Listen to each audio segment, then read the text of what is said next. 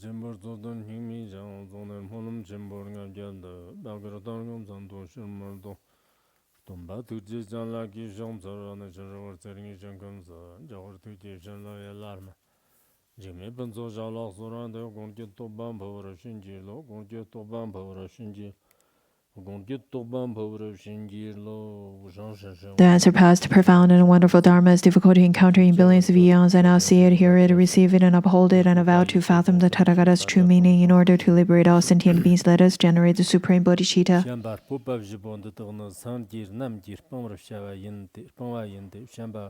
Vjekanjinar popa tonme ba yinji tondang damba mayan chudang merdam ba yinji chudang damba mayan nyomong ban perur shiba yinji nyomong ba zabar shiba mayan koro niban perur shiba yinji mnyangan len depi yondan payun merton bar te shambar popa vjibo te togno sanggir namgir pangjang magnang wa yino tenip jomdan de lap shangchib sanhwa chenpo shamben dirkut chik sordo Jondande karten Koran peruşibab gipir popa sanji gi magnangwa lagna shanchib gi yanlag yongsur zobrib gipir lat jondande gi nyomong banu shanchib senhwar namla pambran dogba lagbrib tan jang Kora yongsun zimbi ngagba yang kapsarwa chirta jig lagde jondande popanda da sanji gi popa lagbrib manjerwa lagcham jondande gi kapsarwa shamba ndir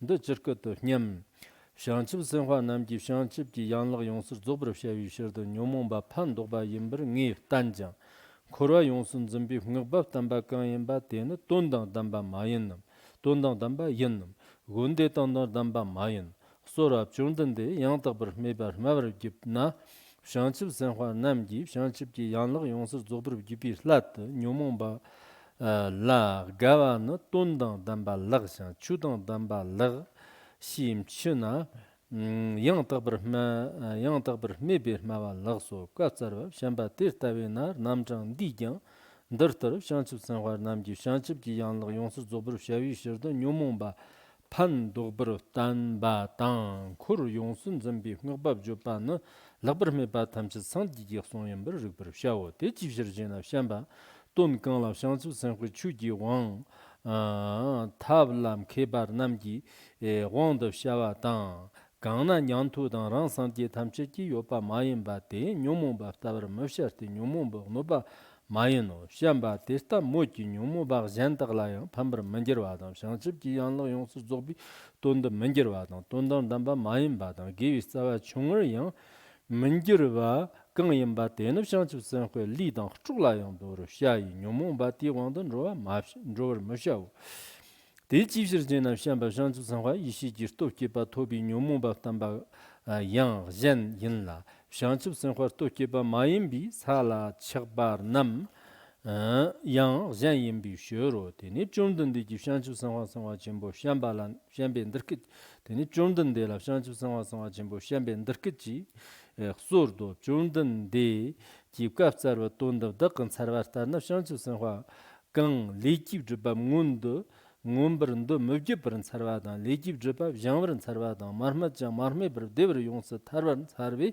Rangavja Tama Shanchib Sanhui Shoba Tamchila Mubr Gyogo Tetsum Mamchi Br Tetsum Mamchi Ba Mangvar Gyogo Janjin Chirva Mansurva Dang Panyon Yongsu Zongwa Dang Nyangbob Zaro Gyogo Gar Sarva Shamba Te Devjin Te Shanchib Sanhui Sanhui Shoba Namla Tetsum Mepr Mangvar Shago Te Chivshir Jena Shamba Shanchib Sanhui Shirvla Shobar Namji Shoba Nan Jikten Tamchatang Mumtan Bi Shiro Shamba Huernar Gyundu Jigbu Sosu Kiwu Shoba Na Yang Nangla Shiba Sosu Kiwu Niba Taki Jan Kubra Manjerwa Manjerde Ndochakdan Zerdang Timuk Shiba Susu Kiwur Namla Logber Drover Jervin Dochakdan Zerdang Timuk Tedan Gendajigbe Logber Tongur Drover Manjerde Ndirtar Jiksula Yonsur Tobi Shuro Shamba Devjand Shanchib Sanwa Shirvla Shobar Namna Vakchak Marpang Vishirna Vakchak Dan Chakjan Danla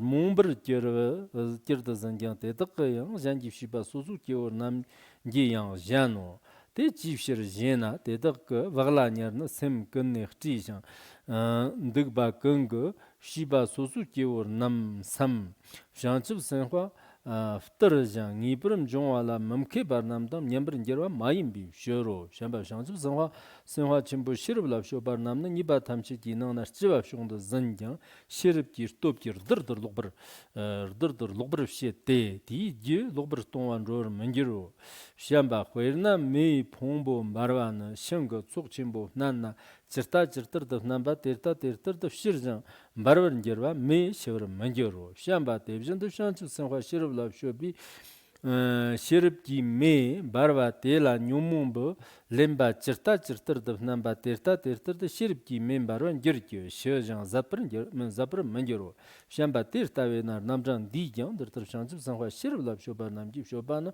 Jikten Tamchetan Mountain Baruk Brashao Teni Jordan de Shanchu Sanwa Chimbo Shambi Jordan de la Shanchu Sanwa Chimbo Shambi and Dirkut Soro Jordan de Letambo Shanchu Sanwa Kimgi Anini Mumbr Shunwa Shiribki Stub Kiba Tobran Sarve Chu Gandagna Yonser Power Gyo Chu Gandagna Gund of Timber Gyo Chu Gandag Yonser Ponjan Gund Timber Giba Shiribki Stub Kiba Shiribki Stub Kiba Markiba Kiver and Ger Kiba Yang number and Persian Yonser Jabber Mangerva Laga Dirkichi Sora Tam Jomdan Digi Shanchu Sanwa Chimbo Shambalan Dirkichi Karsar To Shamba Shanchu Sanwa Le Tambo Ve Kimgi Ne Mumber Shonwa Dan Shiribki Stub Kiba Toba Dan Nipadam Kurta Yonser Ponwada Nipadam Kurti Niba Mamton Ushiro Nibam Ton Ushiro Dunzir Gava Yonser Ponwada Dunzir Gavi Nibam Tonwar Shago Mawa Gava Yonser Ponwada Mawa Gavi Nibam Tonru Shago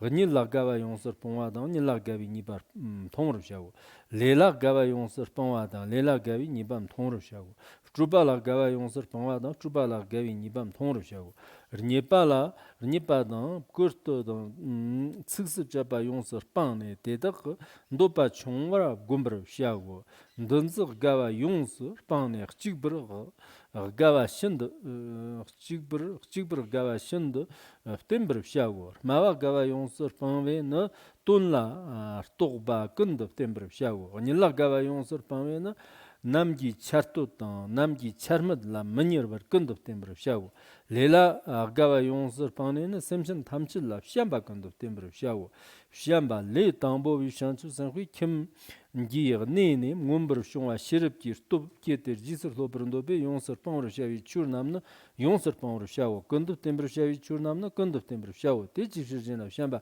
Yishi Yan Kienla Rba Yenla Mashiba Yan Kienla Rba Yende Donner Kien Matsukbar Tober Yang Flava Mayimbi Shiro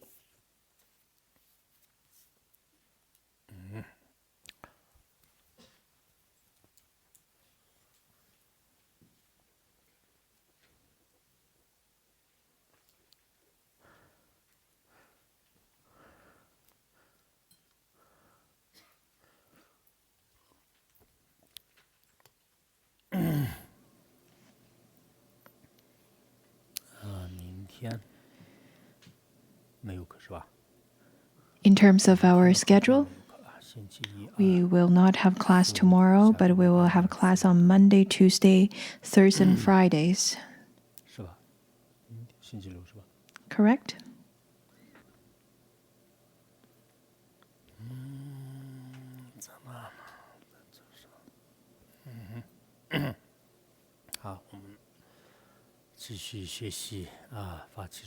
So let us continue with our class on Sutra on generating the supreme aspiration of bodhicitta. People had a question before saying that, is this the sutra called, is it the sutra that's called the Sutra of Maitreya's questions? In fact, that's a short sutra included in the Tripitaka. Though they are both conversations between Maitreya Bodhisattva and the Buddha, but this one, we call this one the Sutra on generating supreme aspiration of bodhicitta. Let's continue with this sutra. Previously, we've already studied that the Buddha taught on the 4 kinds of eloquence that should be practiced by the wise ones. And now the Buddha is going to talk about the 4 kinds of eloquence that should be forsaken. So Buddha told Maitreya Bodhisattva saying that these are the 4 kinds of eloquence that all the Buddhas ask the practitioners to abandon. And the first one is that the ones that do not bring any benefits. It is not in line with any benefits for self or the others. Whatever things you do, whatever practices you engage in, they should bring benefits to yourself or to the others. But if it doesn't, then you shouldn't practice such kind of eloquence. And then the next one is if the eloquence are not in line with the correct Dharma. For example, they're not in line with the teaching of eradicating affliction.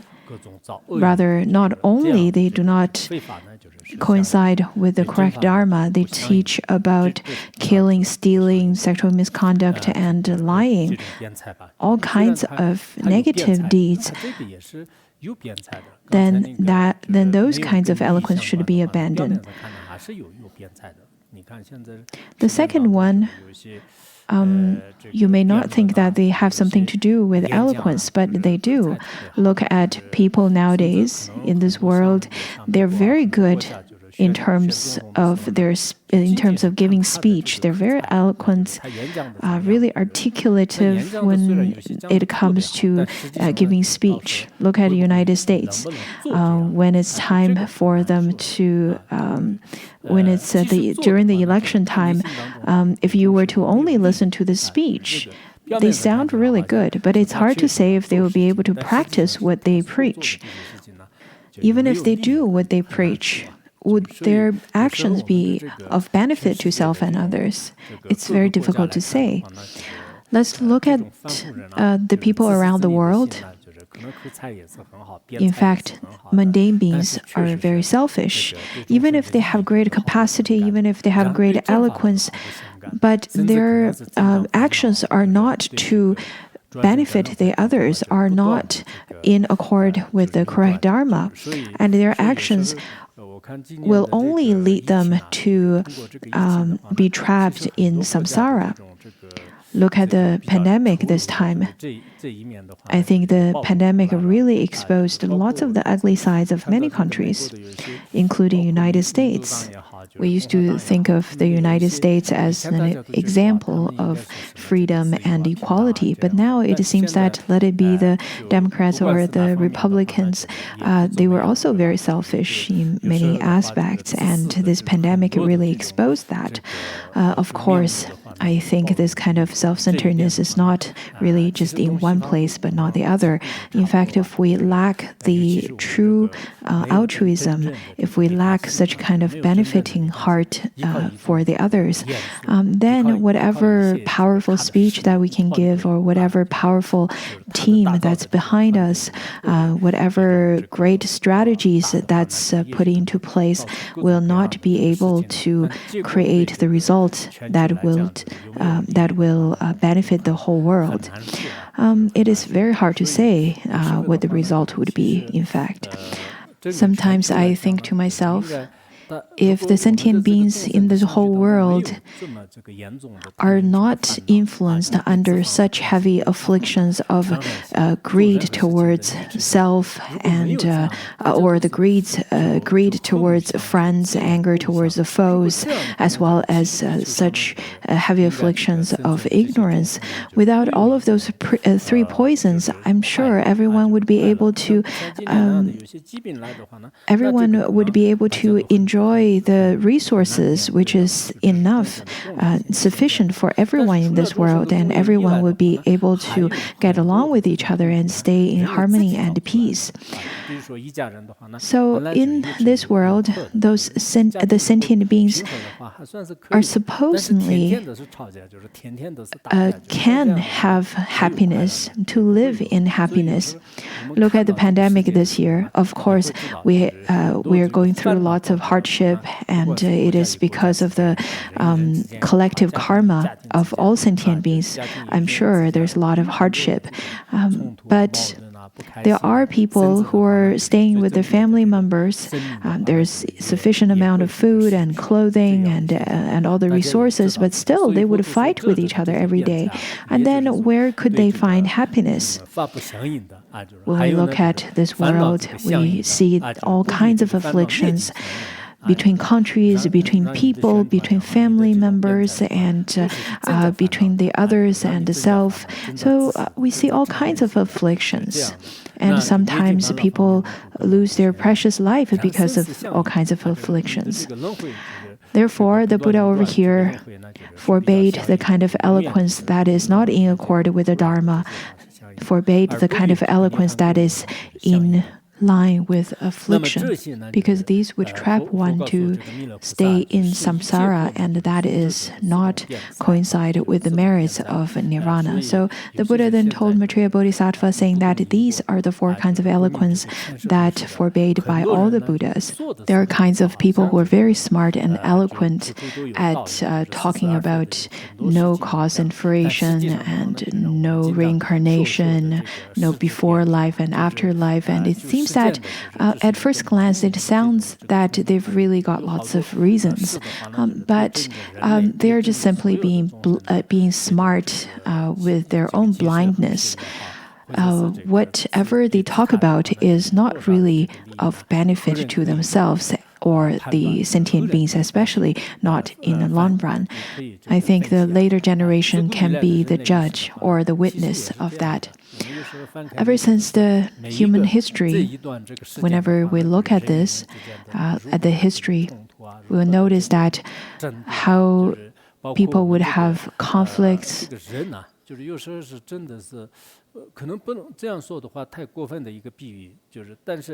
I think human beings are,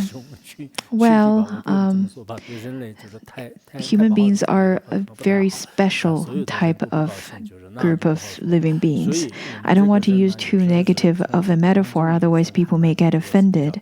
But from certain aspects, especially from the karmic point of view, indeed, as a human beings would suffer tremendously. Now, these four kinds of eloquence that should be abandoned, that's taught by the Buddha. When we look at the world, in fact, nowadays, not only we don't abandon them, we have lots of the promotions of them, such as the teachings on elitism and how to make money and how to surpass the others, how to be more competitive. But are those really based on the motivation of kindness or advice? I think we really have to contemplate upon our value system again. Maitreya Bodhisattva over here then asked the Buddha, saying that world-honored one, as the Buddha said, if the eloquence were to enhance samsara, then such kind of eloquence is not the teaching that's given by all the Buddhas. Then I have a question. Why would the Buddha say that all afflictions can be of benefit to the bodhisattvas? And then also the Buddha would praise the enhancing and using samsara to perfect the bodhi. Why would the Buddha teach in such a way? So over here, Maitreya Bodhisattva posed this question. according to Avatamsaka Sutra, you probably also recall that the Buddha said that the afflictions are the seeds of Tathagata, or the relics of Tathagata. Later on, we will also learn that in the fields of the sugarcane, in fact, the feces are of benefit to the growth of sugarcane. So to the Bodhisattvas, the afflictions can be beneficial. Over here, the Maitreya Bodhisattva asked the Buddha, why would he say that? Which sounds very contradicting to one another. Also, the Buddha praised that to use samsara and one should not abandon samsara so that one can perfect the Bodhi. Maitreya Bodhisattva over here said that, isn't it contradicting what you said before? Because you said that samsara is nirvana, the nature of samsara is nirvana, just like how the nature of mind is the no other than nature of mind. You've taught like that before. You said that we should accept samsara, we should not abandon samsara so that we can perfect the Bodhi. Didn't you say that before? Isn't it contradicting once you say that afflictions should not be abandoned, and then over here you're saying that afflictions should be abandoned? So this is the question. And then the Buddha said to Maitreya Bodhisattva Mahasattva, saying that, Maitreya, what if I asked you this question again? For the same reason, I will pose the same question to you. Well, and you can answer me according to what you think. And my question goes, if someone says, if bodhisattvas want to perfect the Bodhi and then accept samsara, in order to perfect all the merits of the Bodhi, the bodhisattva would then also enter into samsara, just like entering into the garden. Would the samsara be of benefit to them? That's the first question. The second question is that the afflictions are beneficial to the bodhisattvas, to self and other, as well as to their mind stream. Because after knowing the nature of the afflictions, it could be beneficial to the bodhisattvas. Then the Buddha asked the question, so is it corresponding to benefit, or is it corresponding to non-benefit? Is it corresponding to dharma, or is it corresponding to non-dharma? Just as how you asked me, I am also posing this question to you as Maitreya Bodhisattva. I'm sure you're very good at answering questions. And since you're very good at answering questions, so can you answer me that are these going to correspond with benefit or non-benefit, dharma or non-dharma? Are they going to be beneficial for the sentient beings? If they're going to be beneficial to the sentient beings and to attain Bodhi, then should you abandon samsara? If it is both beneficial to the bodhisattva and the sentient beings, should you abandon affliction? How would you answer that question? Maitreya Bodhisattva was saying that, wow, what a great question. In fact, this is a really wonderful way of posing questions, to ask a question back. I think this is very smart. And then Maitreya Bodhisattva replied to the Buddha, saying that, world honored one, just as you said, I have to acknowledge that this indeed is in line with both benefits as well as the Dharma. Because if you were to say that the samsara can lead to Bodhi, then it has to correspond with benefit. If the afflictions are beneficial to the bodhisattvas, then you can say that it is to benefit the bodhisattvas. So now we can see that Maitreya Bodhisattva failed in this debate. The Buddha continued to explain the reasons by saying that Maitreya Bodhisattva, if the Bodhisattvas want to attain the perfect Bodhi, they have to then accept samsara. They can't reject the samsara. If all the afflictions were to be of benefit to the bodhisattvas as well as the sentient beings, then it is beneficial.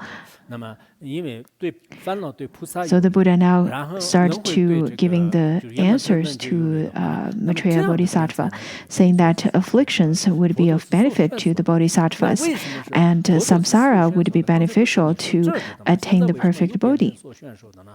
Therefore, over here, you can say that such kind of eloquence is beneficial. Well, earlier the Buddha said that those are something to forsake, but now the Buddha said that those are of benefit. Why is that? Now you have to listen closely. Maitreya Bodhisattva, because the Buddhas and Bodhisattvas have already attained freedom of the Dharma. This is really important. There are the 10 types of freedom, and out of which these bodhisattvas have already attained the freedom of the Dharma. So the bodhisattvas who carry such wisdom actions, those bodhisattvas are different. They are of a different level of realization than the beginner bodhisattvas.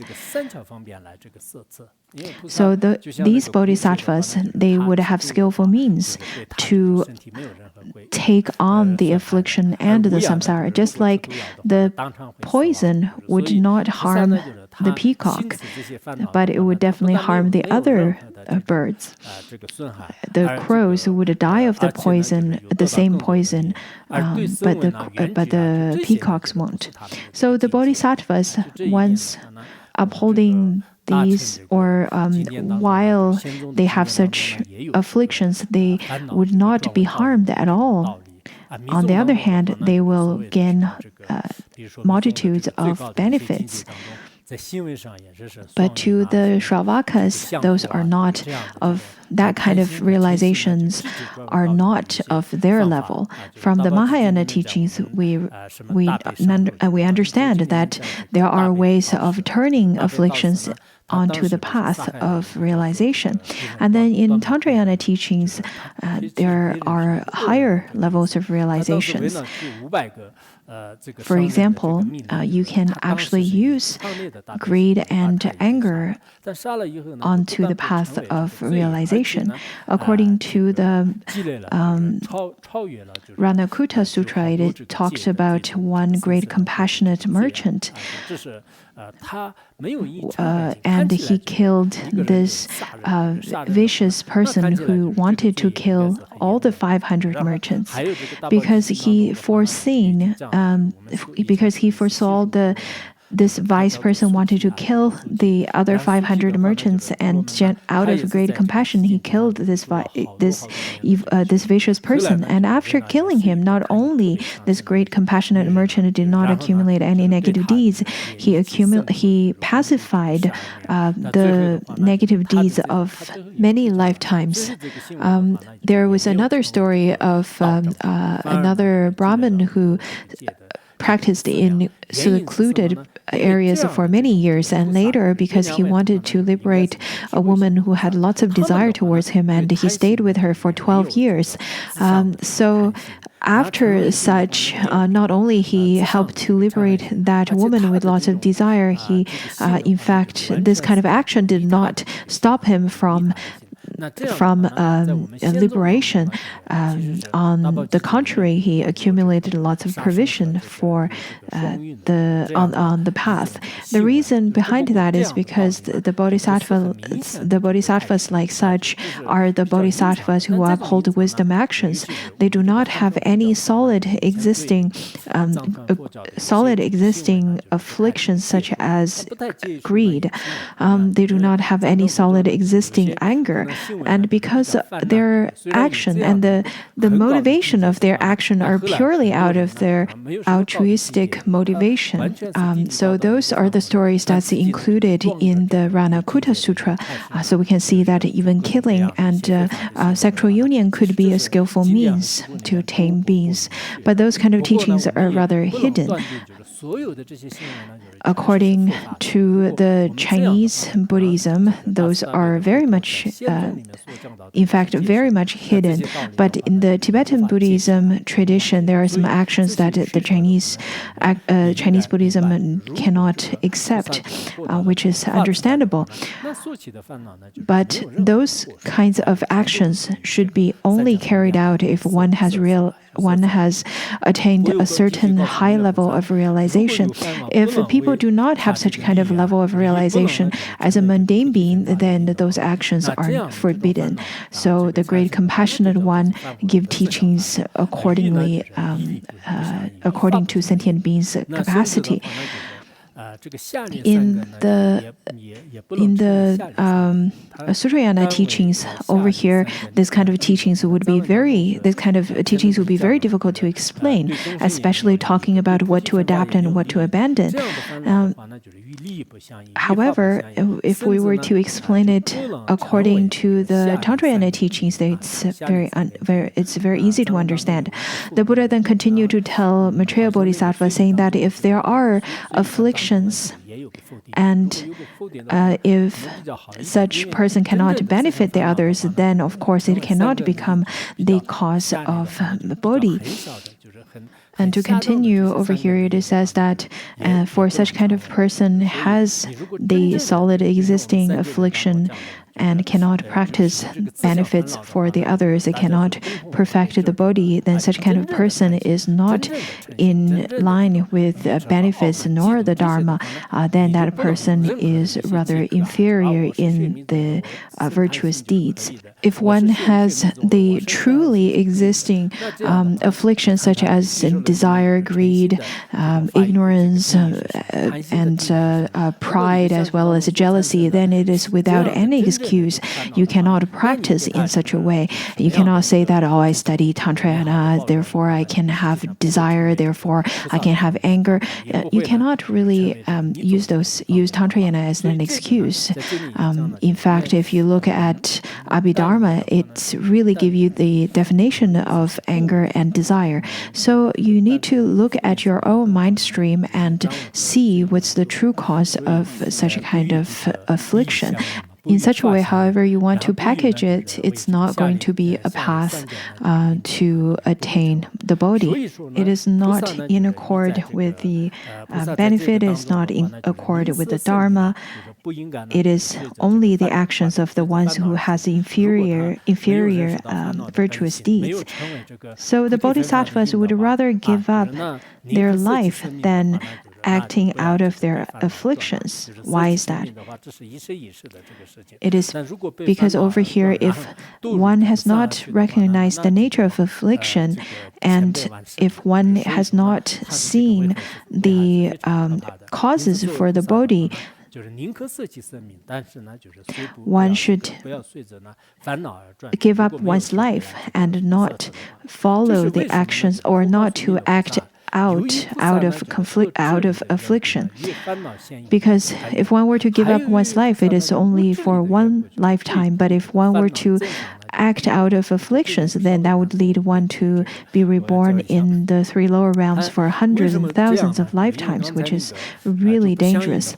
Therefore, as a bodhisattva, one would rather give up one's life and not to act out of afflictions. The Buddha continued to say that there are some bodhisattvas who are different. They have the wisdom of the realization of emptiness. Therefore, when it comes to the afflictions, they may appear to be grasping onto them, or they may appear to be holding onto those afflictions or acting out of those afflictions. However, it is because they have because they have the wisdom, and then because they're acting out of skillful means, they are not going to be to create obscurations.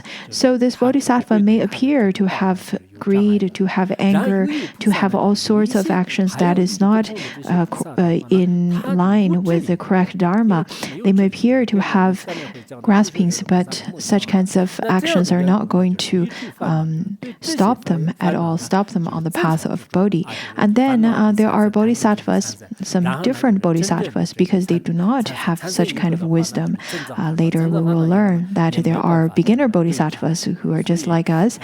For such reason, those kind of Bodhisattvas, they would act out of their afflictions, which would increase their graspings. And once they have such a solid holding on the afflictions, then once they have generated aggression and desire as well as ignorance, then all of those would increase their afflictions, and then they cannot work with those. So it seems that the two types of bodhisattvas may appear to be similar, but they're indeed very different. According to Master Jin Kong, he said that this kind of previous grasping is that though the bodhisattvas would appear to have afflictions, but because they have skillful means, they have different methods, therefore they can work with that. And then according to the Chinese as well as the Sui Dynasty's translation, I think it's a little bit difficult to understand, but we can explain it accordingly in such a way. It says that because that such kind of bodhisattvas have wisdom, therefore they can transform them onto the path. As we said earlier, just like we see all kinds of things in front of our eyes, and the great masters would still reply by saying that the blue would be the blue color would be the blue, and the yellow color would be yellow. So this is more of a koan from Zen Buddhism, where they would say that looking at the mountains, there are mountains, and when looking at waters, there are waters. But at the end, you would see that this kind of so-called grasping, in fact, it is because of wisdom, because those bodhisattvas have the wisdom of emptiness, therefore they are not obscured by such kind of so-called graspings. I think this is an easier way to understand it. At that time, Maitreya Bodhisattva then replied to the Buddha saying that, well, so this is how I understand it, world-honored one. If the Bodhisattvas want to attain liberation in the 500-year dark age and want to unfetter themselves from desire and all kinds of karmic obscuration, as well as attaining liberation, such kind of bodhisattvas have to develop deep faith and not to generate any discursive thoughts towards other bodhisattvas, not to generate any doubts towards the others. I think according to the Tibetan version, it says not to generate doubts, not to generate discursiveness, impartiality towards the others, wholeheartedly seeking for the genuine merit of the Tathagata. That's how the bodhisattvas can attain liberation in the 500-year dark age. This is what we should do. Whomsoever we see from now onwards, we should see them with faith and not to seek shortcomings out of them. Because we are seeking for the merits of the Tathagatas. We're seeking to gain the merits of such kind of bodhisattvas. This is the most appropriate way of making aspirations. Recently, I think because of the sutras we've studied, lots of our fellow practitioners really felt that they've made lots of negative deeds in the past. So from now onwards, we should be very careful with our speech. According to the correct Dharma of Ranakuta Sutra, it says that others' shortcomings, let it be true or not true, one should not speak of them. So whenever you see other people's shortcomings, you should not speak of them. It could be true, it could not be true. one should not speak of others' shortcomings, even if one has already seen it by their own hands. Then one should behave as if he or she had never even seen it. This is one way of protecting the others as well as protecting self. Especially nowadays, it is the age of internet. I see so many people talking about other people's mistakes and shortcomings and retweeting the negative comments of the others. I think nowadays people don't really like to retweet or repost the merits about the others, or talking about the advantages or the good points of the others. Rather, they really want to retweet or repost the negative and critical comments about the others. I think especially when it comes to monastics, in the sutra that I mentioned above, also it says that if there are monastics who constantly see the mistakes of the others, then such kind of person should also, if this person also hides the faults of oneself, those are the two biggest mistakes. It is quite important to look at your own mindset as a monastic. At that time, Maitreya Bodhisattva, according to the teachings of the Buddha, explained in such a way. And the Buddha said, yes, Maitreya, what you said is correct. This is exactly right. Do not see the faults of the others. Rather, one should generate great faith in the others' actions. Why is that? In fact, this one is quite important to understand. It says that the bodhisattvas with wisdom and their skillful means and methods are difficult to understand and difficult to generate faith. This is quite important over here because today we're going to introduce the two types of bodhisattvas. One type of the bodhisattva has to go into the crowds of all kinds of sentient beings that are deluded by afflictions such as anger, and some of them are deluded by all kinds of negative deeds or all kinds of actions. But this kind of bodhisattvas would have to uptake skillful means, the actions of skillful means to liberate them. So those are the bodhisattvas who have a higher level of understanding. And later on, we'll also learn another type of bodhisattvas, the beginner bodhisattvas. Those are the ones that they should practice first and not to get too eagerly to propagate the Dharma first. Anyhow, these kinds of bodhisattvas that we're talking about right now, the bodhisattvas with wisdom and action, in fact, sometimes their actions are very difficult to be accepted by the mundane beings. For example, there was this story from a sutra. It says that there was once a great Brahmin. Once, in order to make offering to the Buddha, he turned himself into a beautiful woman. And then he went in front of the Buddha of infinite life.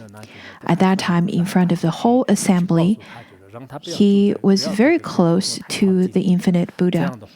Maybe because of that, at that time, maybe Indra, upon seeing this Brahmin transformed woman, and he felt this is inappropriate. So he went to tell her, saying that you shouldn't get too close to the Buddha because the Buddha has the infinite merits and great realization, just as great as the space, and talking about the merit of the Buddha for a long period of time.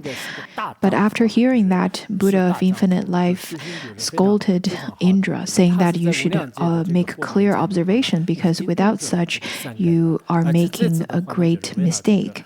This person standing in front of me is a great man, a great practitioner. He had made offerings in front of immeasurable numbers of Buddhas and planted virtuous roots. And this time, he wanted to manifest himself in the form of a female to make offering to the Buddha and accumulate merits. At that time, Indra felt scared and had lots of regret. Right away, he went in front of the great Brahmin and begged for forgiveness, saying that noble man, over here he's not saying noble woman anymore, he said noble man had made a mistake. Could you please forgive me and please do not be unhappy about my mistake. In fact, at that time, Indra was making this mistake rather out of kind-heartedness or good-heartedness. Over here, later, a bodhisattva asked the Buddha, saying that if Indra did not make confession to the great Brahmin, what will happen to him? And then the Buddha said that if he were not feeling regret or not confess in front of the great assembly and not confess in front of the great Brahmin, then he would be reborn as a donkey for 84,000 lifetimes. Therefore, the Buddha said that one should be very careful in terms of protecting one's speech. Sometimes we notice that some lay practitioners, out of also good-heartedness, saying that, oh, this person is a monastic, you shouldn't get too close to him, don't go there, don't go there. But it's very hard to say because maybe there are just the manifestation of a great bodhisattva or of Brahma. So it's hard to say. Therefore, we need to remember that. We need to be careful of our own dualistic thoughts. Our discursive thoughts could lead to great mistakes. We should only observe ourselves with right mindfulness. In fact, the Bodhisattvas' actions and their meanings are very difficult to see for the as a mundane being. And then the Buddha told Maitreya Bodhisattva, saying that why such kind of bodhisattva with wisdom and with such kind of actions would be difficult to understand. He then gave this really wonderful metaphor. I think I mentioned to you about the daily journal. This is something that you can write over there. You can write in a simple format. You don't need to write too much. I noticed there are people who wrote only in the way of recording their life, saying that I give teaching during the day and then I went from place A to place B by taking a car. I only had 2 cookies today. It could be simple as that, or you could write down what you've studied today, or you could write what kind of teachings that really touched you. In fact, it's not because you're busy. In fact, I don't think people choose not to write journals because they're busy. It's because people don't feel there are things that's worth writing down. But it doesn't have to be that complicated. You can write down something really simple. When I was writing the footprints on the journey, when I wrote that book, which was a book of collection of my journals for over a year of time. There were some journals that was extremely short, where I said that I got too busy and really tired today, therefore I really don't want to write anything. So I had such journals as well. My journals are usually quite short, usually about 300 to 400 words, sometimes more, sometimes less.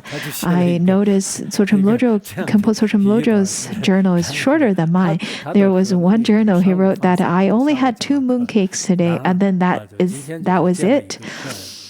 He would write that he went to the life releasing event during the day, and then he saw some guests in the morning, in the afternoon. Really quite short. But my journal is a bit longer than his. I would write down a little bit more about the content of meetings. For example, if I were to attend meeting. Anyhow, I think this is a really good habit to develop. This is a requirement. You can see it as a requirement. If you're busier than I am, then maybe you don't have to. But if you're not that busy, writing down some words is not that difficult. Sometimes you can write shorter, sometimes you can write longer. It could be of great help to you in terms of your writing. It helps your expressions, it helps your writing skills.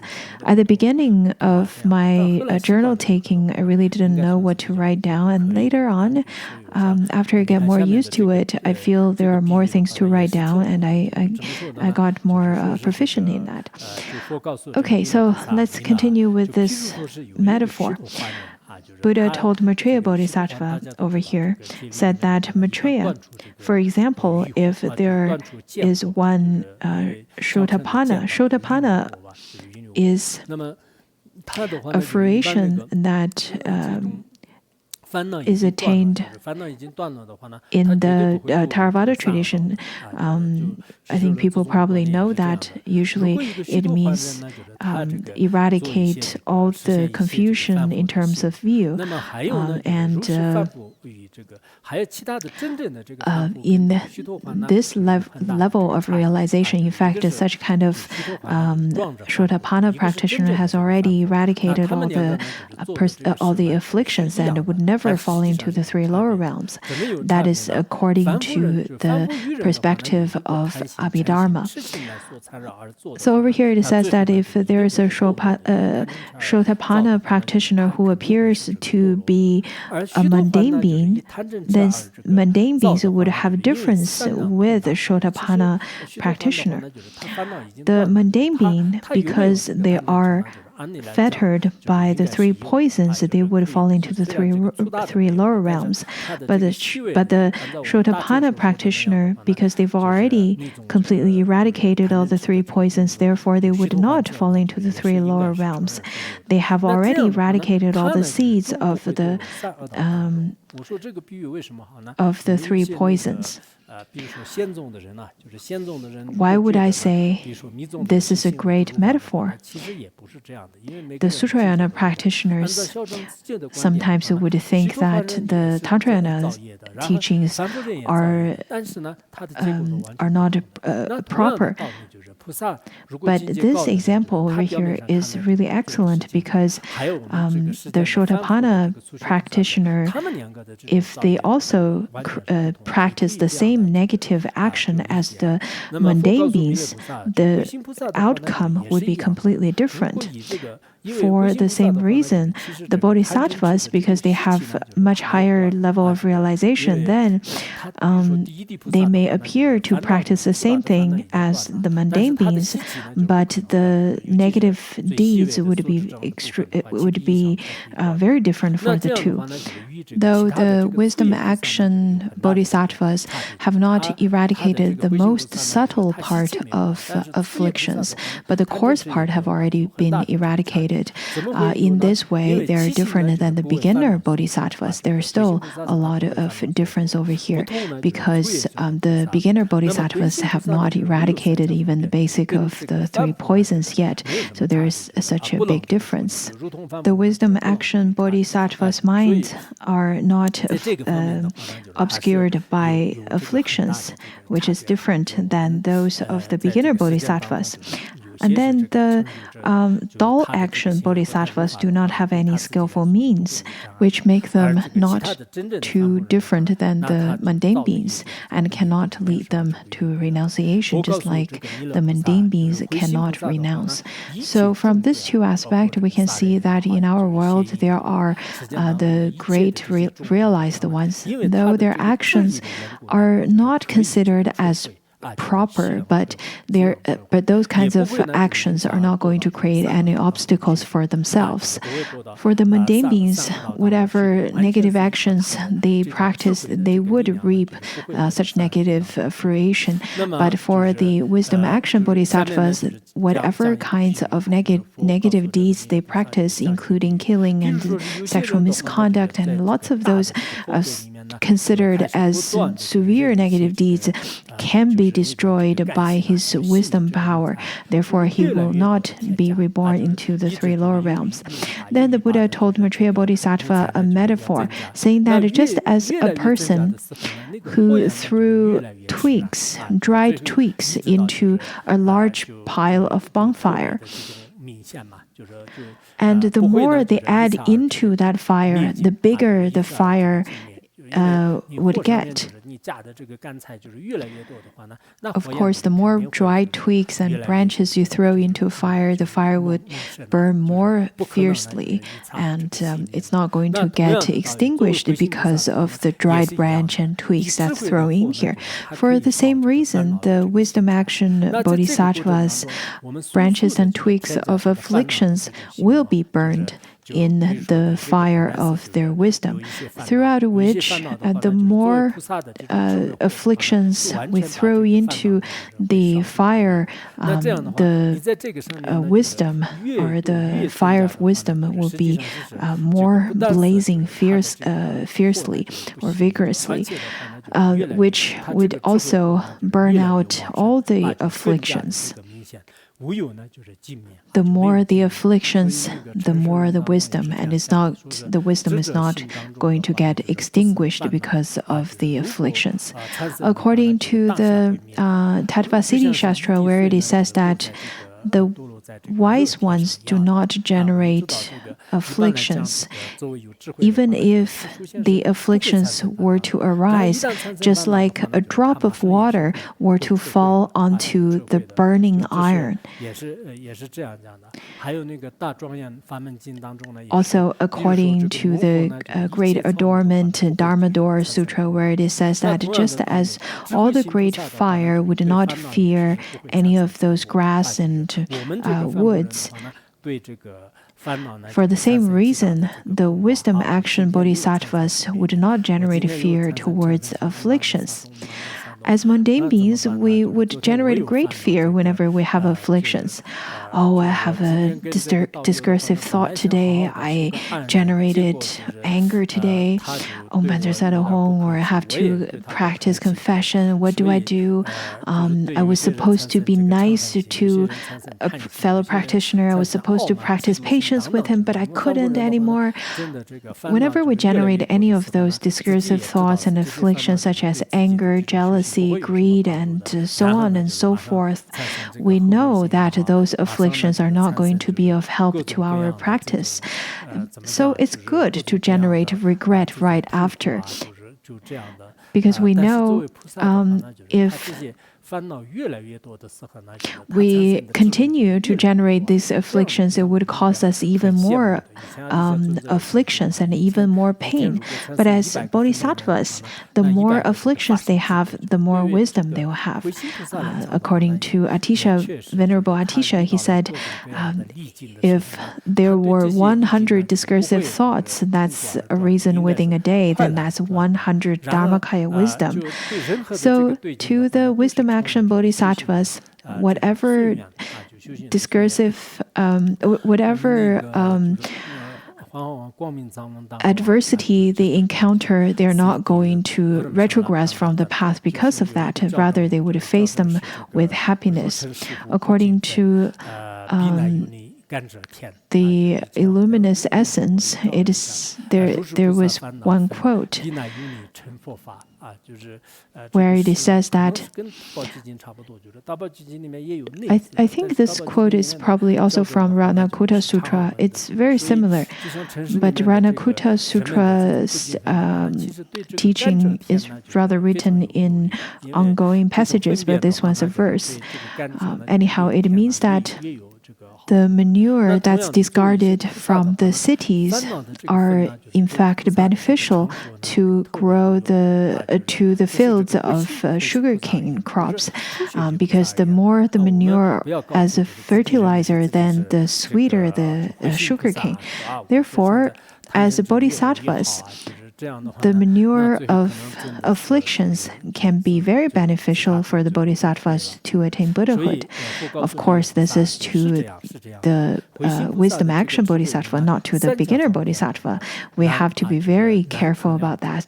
Do not mistaken ourselves as wisdom action bodhisattva, and thinking that, oh, the more affliction, the more three poisons would be better for me. That could really lead to one's own destruction. And the Buddha then told Maitreya Bodhisattva, saying that the skillful means and wisdom of the wisdom action bodhisattva is difficult to thoroughly understand because they would use all kinds of actions out of skillful means. So it's very difficult to fathom for the mundane beings. I really hope that all of us can become the wisdom action bodhisattvas. Whenever you have any afflictions or any bad day, the more afflictions you have, you should feel happier, just like the twigs and branches that's thrown onto a big fire. The more the afflictions, the more the realization. Do not behave in the way that at the beginning of the practice path you were quite tame and gentle, but all of a sudden, once upon thinking that the more afflictions, the better, and then you start throwing tantrums to your fellow practitioners or to people around, then that wouldn't be very good anymore. So these above are the descriptions of the wisdom action bodhisattva. To continue, we're going to study about the beginner bodhisattvas now. Maitreya Bodhisattva then addressed the Buddha, saying that, a world-honored one, the beginner bodhisattva, after renouncing, they have not gained the power of wisdom yet. What are the things that they should abandon, and what are the practices they should adapt so that they can generate the wisdom, and they can then increase their wisdom for those who have already generated the wisdom. So what are the practices that one should practice, and what are the things or the actions that one should abandon? Just like there are people right after shaving off their hair and getting ordination saying that, well, now my hair's all gone. What should I study? What should I practice? Can you tell me? Because I still don't feel that I have wisdom generated yet. Now, the Buddha is going to tell you what to do. The Buddha then told Maitreya Bodhisattva, saying that the beginner bodhisattvas, after renunciation, in order to increase or in order to generate the power of wisdom and increase the power of wisdom, then the beginner bodhisattvas should know the faults of gaining benefits. One should renounce from the benefits of, or trying to gain the benefits of fame, of wealth, and so on. This is really important. I think at the beginning, it's a little bit difficult. According to the Mahaprajna Paramita Shastra, it says that respect and making offering, though it is not out of anger, it is really out of admiration, but it is considered as a hidden thief. So at the beginning, lots of the beginners, they really can't see the hidden faults of fame and wealth and offerings. I think a lot of people, out of their habitual patterns, they would seek for the benefactors right after ordination, especially the ones who've spent a long time in the society and then getting ordination after a long period, after working in the world for a while. Right away, they would seek for some lay practitioners who have good who have some really good merits. I also know some practitioners who used to have a lot of wealth. They had the great merits in business, but after they got ordained, they don't really practice, they don't engage in contemplation and studying. Rather, they just change their clothing and shaved off their hair. They do exactly what they used to do. So I really think that at the beginning of your path of studying the Dharma, you have to use your enthusiasm at the beginning of the path to study and contemplate rather than seeking for offering and fame and so on and so forth. This is the time that you should seize to study. Otherwise, after a few years, you may lose such kind of passion and then you would never be able to engage in proper study and practice anymore. I once know a person who was a merchant before, a very successful businessman, and then he got ordained and became an abbot. So he then associated himself with lots of the negotiations from government and from the business sides, so that he fundraised lots of money to build large buildings in the monastery, which is fine. But on the other hand, I think it's really difficult to increase the merit. It's easy to increase the merit of wealth, but it's difficult to increase the merit of wisdom. So as a beginner, you should be more like a beginner. Abandon the mind of trying to gain benefit, abandon indulgent in sleep, abandon all the chores and entertainment as well as all kinds of faults. One should rather practice contentment. One should practice abiding in quiet and practice in quiet, calm places, abiding in the practice of studying the genuine meaning. At the beginning of at the earlier night, one should, at the earlier and the later parts of the night, one should abandon from sleep, then should contemplate and study as well as practice. Also, one should give up all kinds of chores and entertainment.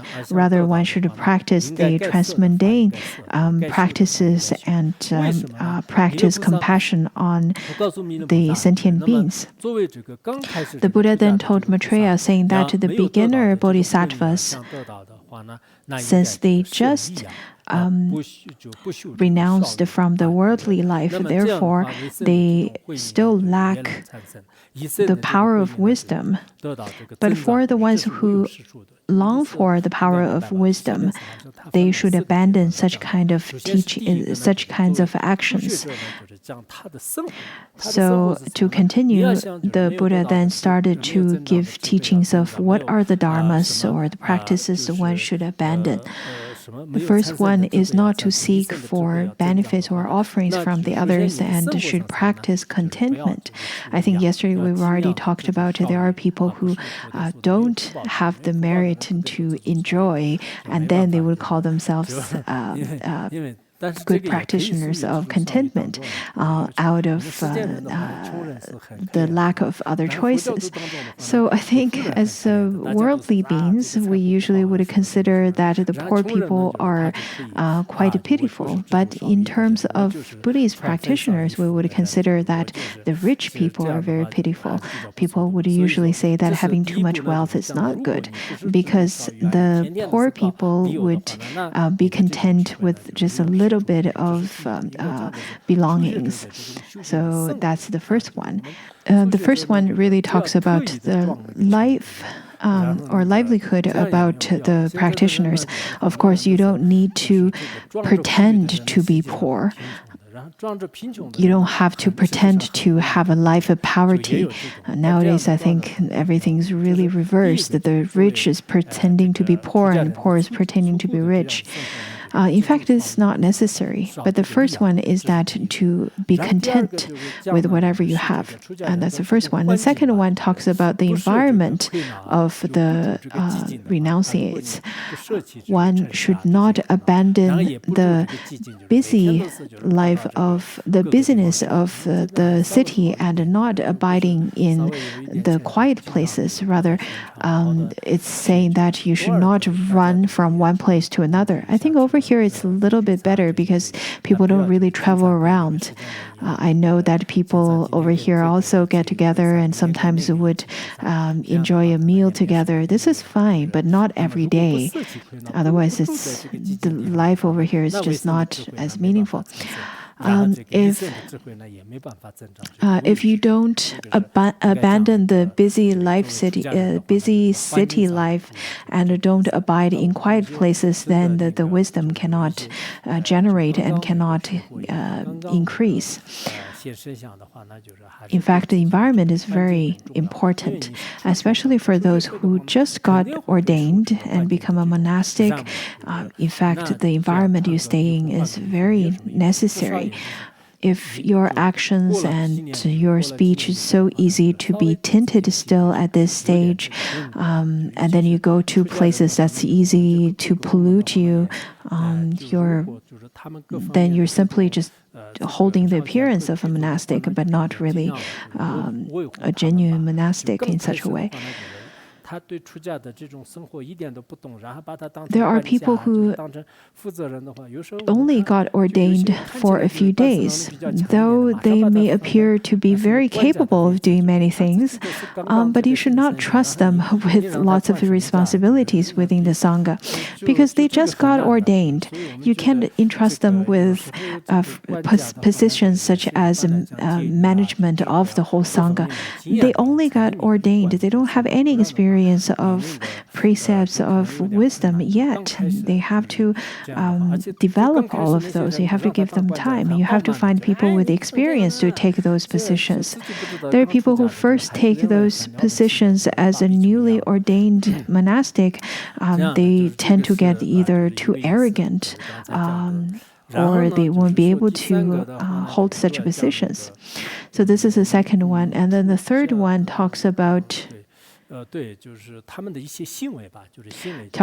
actions of the monastics. And the first one is not to,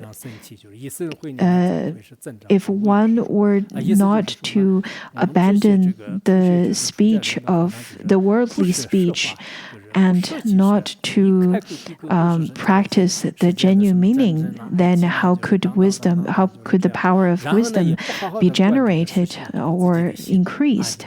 That is to say, if you only talk about war and love affair and not practicing in visualization and practicing the true meaning, but running around with the different chores, how could you become a genuine practitioner then? So if you don't give up the worldly speech, the worldly affairs, how can you practice the genuine Dharma? The genuine practitioners, if you look at the great masters, such as Toga Rinpoche, who was the root lama of Phuntsok Rinpoche, you notice that he only talks about Dharma. Other than Dharma, he wouldn't speak of anything else. Rather, nowadays, people enjoy to talk about meaningless things such as what time did you sleep, how's the weather, and how much did this dumpling cost, how did you make the fillings of the dumpling, is it good, is it not, how about the color, how about the shape. After hearing for a long period of time, there is no intrinsic meaning in those kind of speech at all. And there are people, after talking for a long period of time, they don't really know what they're talking either. So those are the worldly speech.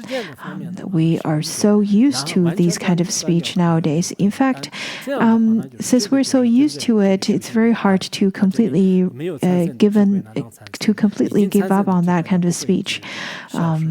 But if you want to be a genuine practitioner, you need to eradicate those kind of speeches. So that's the third one. And the fourth one talks about the practice schedule of a practitioner. One should observe one's mind and observe the true Dharma at the beginning of the evening and the later part of the night. One should not indulge in sleep. Don't fall into sleep when it's still dawn and when it's still dusk, and don't still keep snoring when all the birds are already out singing and the sun is already hanging in the sky. So try not to do that. In fact, as a true practitioner, at the beginning of the evening and the later part of the evening, they would practice. They would only practice at the medium part of the evening. In fact, if one only likes to indulge oneself with the different kinds of entertainments, especially the television and the cell phones, especially cell phone, I think cell phone is really considered as a Mara, because once you have a cell phone, you will receive messages and after messages. And then after playing with cell phones for a period of time, you would lose both of your practice as well as your eyes. So I really would advocate that our practitioners over here to give up the usage of cell phones. If we do not practice renunciation, compassion, and the non-dual wisdom, if we do not practice compassion to the sentient beings, if we do not pay attention to sentient beings, then how could the wisdom generate from such kind of practitioner? Even if one has already generated wisdom, how could such kind of wisdom increase? So those are a few of the dharmas or practices as beginner bodhisattvas should really keep in mind. Some people said that, well, I've been here for a little while, but I'm not a good practitioner. Can you give me some suggestions? Can you maybe write down some pithy instruction for me? In fact, those are just elaborations. This doesn't really have any intrinsic meaning. If you really want to practice well, you should look at the precious teachings that's left for us by the Buddha for the 500-year dark age sentient beings who live in this special degenerated age. If you do not practice on these teachings that's given directly by the Buddha, then it would be such a pity. So the Buddha told Maitreya Bodhisattva, saying that if the Bodhisattva wants to gain such kind of power of wisdom or increase such kind of power of wisdom, a Bodhisattva should practice what should be practiced and abandon what should be abandoned. Otherwise, it would be rather quite meaningless. Why is that? It is because the wisdom of the bodhisattvas are generated from cause and conditions. It is not that all of a sudden we can become a great wise one. It is not that out of the blue we can get enlightened. It is not that at all. We have to go through our diligence and we have to create such kind of causes and conditions through listening, contemplation, and practice to gain such wisdom. Without causes and conditions, then we would not be able to generate the kind of realization of bodhisattvas. It is not possible. The beginner bodhisattvas should practice in one way, and then the wisdom action bodhisattvas should practice in different ways. But with the different causes and conditions, we can really become a genuine practitioner. I really hope that all of the beginner bodhisattvas and wisdom action bodhisattvas can all receive these beneficial teachings over here. we should practice the kinds of practice that is in accord with impermanence or in accord with the genuine Dharma and in accord with the altruistic motivation to benefit sentient beings in accord with the nirvana and all of those. I really hope that each one of us should practice diligently. The beginners has the beginners practice, and the Wisdom Action Bodhisattvas has the Wisdom Action Bodhisattvas practice. If we all practice accordingly, I'm sure this will be very beneficial to our own mind stream. Especially, I think, in such kind of a different, unique age, it's wonderful to study Dharma all together like this. Especially, I really think that all of us have very good karmic connection. Look at some other countries who have already been locked down for 5 months. Maybe they opened up a little bit in between, but they are under a second time lockdown, maybe the third time of lockdown. But now we are over here listening to the Dharma together. So we have such auspicious connection over here to study and contemplate all together. This is very rare, and we should cherish it, especially in such kind of a world, in such kind of a difficult time. With your own faith and with your own condition, you should practice diligently.